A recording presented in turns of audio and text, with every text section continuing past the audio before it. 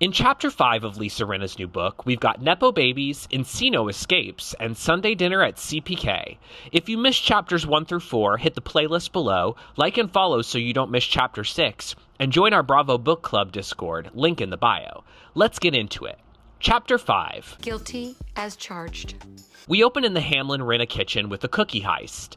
The freshly baked tray of cookies is missing, and young Amelia lies straight to Lisa's face. A rehearsal for every future reunion she'd sit through. Instead of grounding her, Lisa invents a new house rule. Throw your hands up and declare you're caught, own it, and shame won't stick. Accountability is a party trick. Calling yourself out is a baller move. Lisa then swerves straight into the main discourse around her girls. My daughters are Nepo babies. They didn't choose Hollywood. Hollywood chose them. Some kids get baptized with holy water. Delilah was christened with an Oscar. At the 1998 Vanity Fair Oscar party, Matt Damon took his Good Will Hunting Oscar and kissed Lisa's pregnant belly with his award.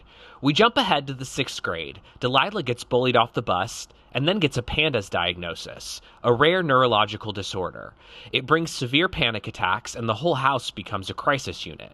Amelia, 3 years younger, learns not to rock the boat when everyone's already hanging off the side. She spends nights with their nanny's family in Inglewood just to breathe. Lisa insists they didn't neglect her, but you can feel the birth order math.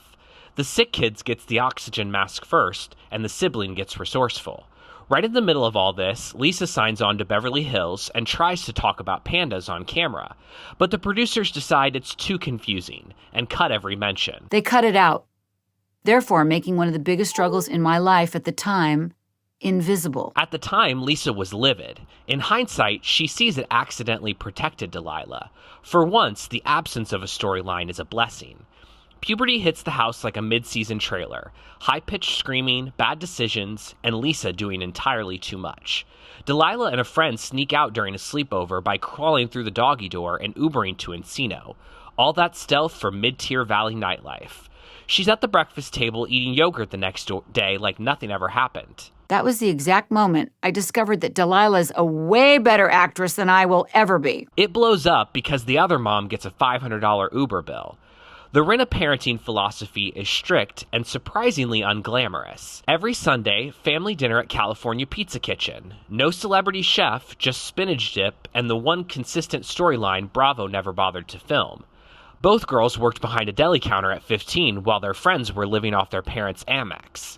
Lisa, who does not cook, packs their lunches with PB&J, marshmallow fluff, Cheetos, and ding-dongs until Harry Hamlin calls her out. Why are you buying the kids this junk? It's terrible. She briefly pivots to Whole Foods Cheetos that taste like drywall. Sister dynamics are exactly what you'd expect. Hair pulling, screaming, making up, rinse and repeat. When Amelia's modeling blows up, Delilah wobbles for a second, and Harry and Lisa slam the jealousy door shut immediately. They never modeled competitiveness in their own marriage, and they're not about to let Vogue bookings turn into a blood sport. Lisa and Delilah film a Lifetime movie together. She sits in the next room listening to her daughter joke with the other actors, and gets verklempt. In Paris, she and Amelia do long lunches and aggressive shopping. She doesn't front row Amelia's shows unless she's asked. I wait to be invited in, like a vampire. The chapter quietly turns back to Lisa's favorite subject, Lisa.